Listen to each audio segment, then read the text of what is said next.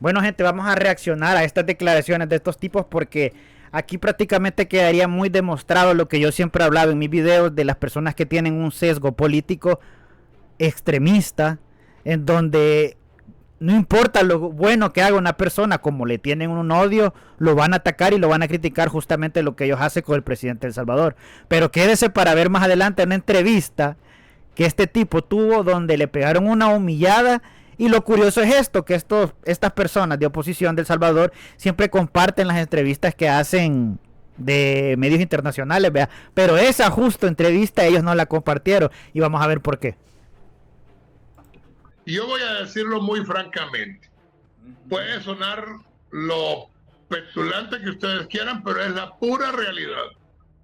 Yo realmente sé que había miles de pandilleros acá, pero yo en mi vida me topé con un pandillero, porque realmente no. Yo vivo en una zona privilegiada de la ciudad y me muevo solo en una zona privilegiada de la ciudad y manejo, bueno, yo no manejo, pero maneja el chofer detrás de un carro, pues, ¿cómo se llama?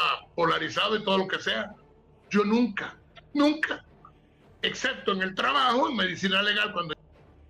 Bueno, eso que él dijo ahí es muy esencial para entender un poco el pensamiento de muchos políticos que están en contra del gobierno y personas militantes de esos partidos.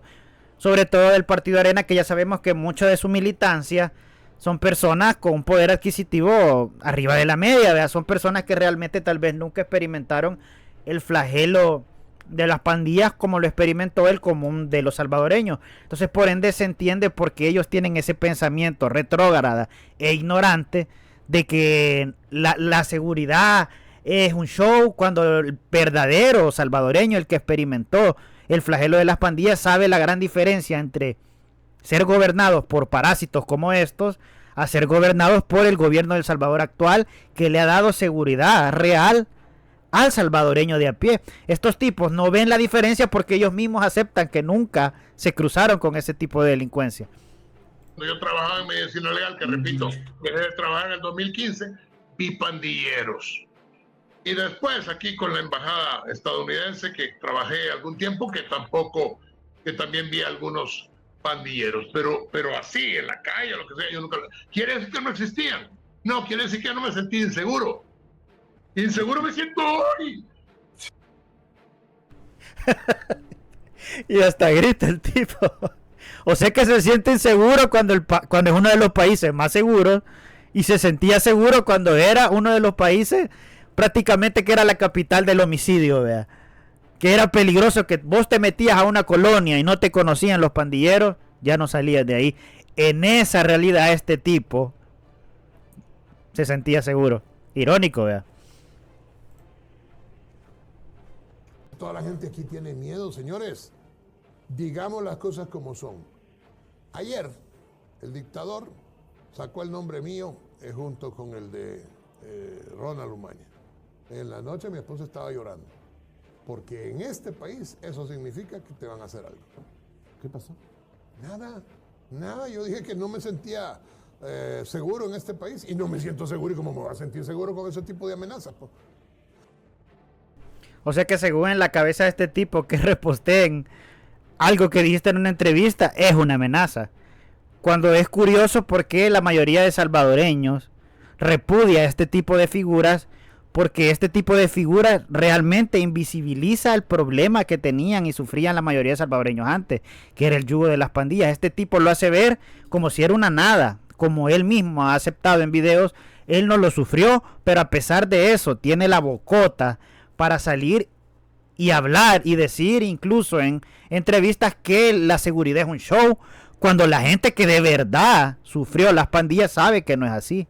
Sabe que este gobierno les ha dado una paz que ninguno de los demás gobiernos, incluso donde trabajó este parásito, resolvió. Es más, parecía que en vez de resolverlo iban agravando a medida pasaba el tiempo.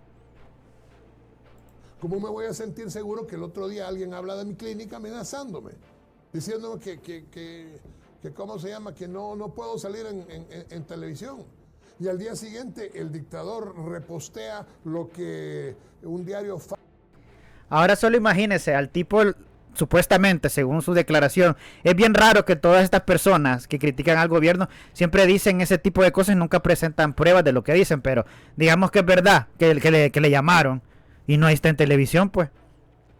Si sintiera él el miedo, no hubiera ido al medio porque era una amenaza. ¿Qué pasa cuando te amenazan y te dicen que no vayas a televisión y vos vas? Eso quiere decir que no tenés miedo, o sea, que está mintiendo. Que el tipo no se siente inseguro, simplemente trata de usar esa manera de manipular, vea, para que la gente piense que en realidad tiene miedo, cuando el tipo lo más probable es que se sienta seguro.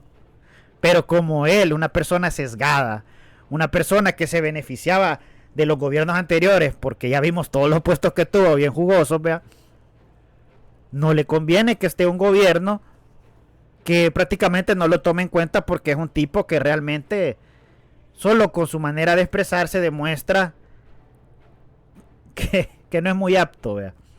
Entonces vamos a seguir viendo. Falso del señor Porfirio, no sé qué Pericas, saca diciendo, amenazándonos veladamente a Ronald Umaña y a mí, y lo reposté el dictador. Aquí le vamos a corregir, simplemente se compartió una entrevista donde estos tipos decían que se sentían más seguros, bueno, él en específico se sentía más seguro en los tiempos donde había pandillas que ahora con los militares. O sea, eso fue lo que se compartió. Si la gente genera repudio a ese tipo de cosas que ellos dicen, es porque el grueso de la población sabe la verdad de que hay una seguridad y una paz que se le ha dado a El Salvador, y cuando ves a un tipo ignorante que nunca vivió eso, yendo a medios internacionales a mentir y a prácticamente echar por el suelo todo el esfuerzo que ha tenido el gobierno de El Salvador para darle seguridad a su país, es lógico que la gente le va a tener repudio a este parásito. Y él le echa la culpa al presidente por compartir eso que ellos dijeron. Nadie les dijo que lo dijeran. Eso es lo que ellos piensan.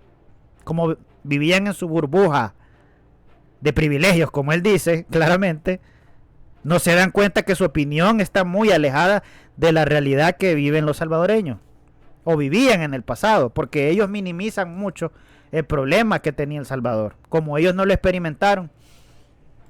¿Cómo no me voy a sentir inseguro delante de esas cosas? Que no me han matado, que no me han metido presos. Pues sí, espera el segundo capítulo. Si aquí estamos en una dictadura malvada, malvada lo que le hicieron a los transportistas, y no es que yo sea amigo de... Va, imagínese, él dice que viven en una dictadura, pero le dice dictador. Este tipo ha ofendido incluso a familiares del presidente Nayib Bukele, y ahí lo ve usted. O sea, ¿qué coherencia tiene eso? Incluso el tipo está diciendo que han metido preso a transportistas.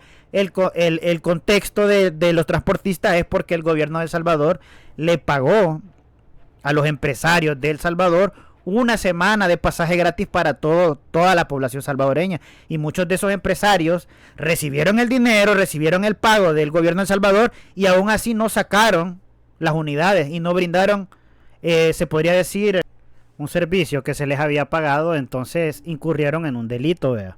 Cuando a usted bajo un contrato le pagan de manera anticipada un servicio, eso hablemos de cualquier ámbito en empresa privada, si usted no cumple ese contrato, usted está infringiendo una ley y usted tiene que pagar por ese delito. Entonces es lo que pasó con los empresarios de El Salvador. Por ahí hubo un argumento diciendo que no les iban a pagar, que era gratis, o sea, que lo estaban obligando a hacerlo gratis, cuando era una mentira. Eso, el gobierno de El Salvador se los pagó de manera anticipada, una semana de manera anticipada. ¿Qué fue lo que pasó? Que muchos de ellos quisieron ser más vivos que el gobierno de El Salvador y no sacar ciertas unidades, e incluso cobrarle a la gente un pasaje que ya había sido pagado con los impuestos de las personas.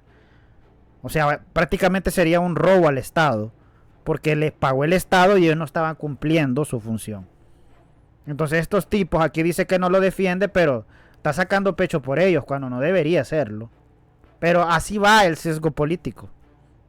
De eso se trata el sesgo político de estos tipos, que no ven cuando incluso su manera de ir en contra del gobierno es algo incoherente, vea. Pero vamos a seguir y vamos a ver la entrevista donde lo ponen quieto, vea.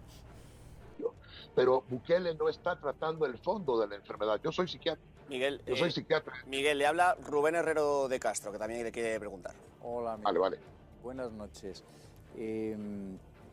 Pero también todas las personas, los familiares de los asesinados, las mujeres violadas, los comerciantes extorsionados, ahora respiran en El Salvador porque los criminales están donde tienen que estar, que es en la cárcel, y no 1 o 2 años. Se acaban de incrementar las penas hasta 45 años para todos esos criminales mareros que tenían aterrorizada a la población, matándola discrecionalmente, violando a las mujeres que querían, robando a todas las personas que les apetecía, imponiendo impuestos ellos mismos.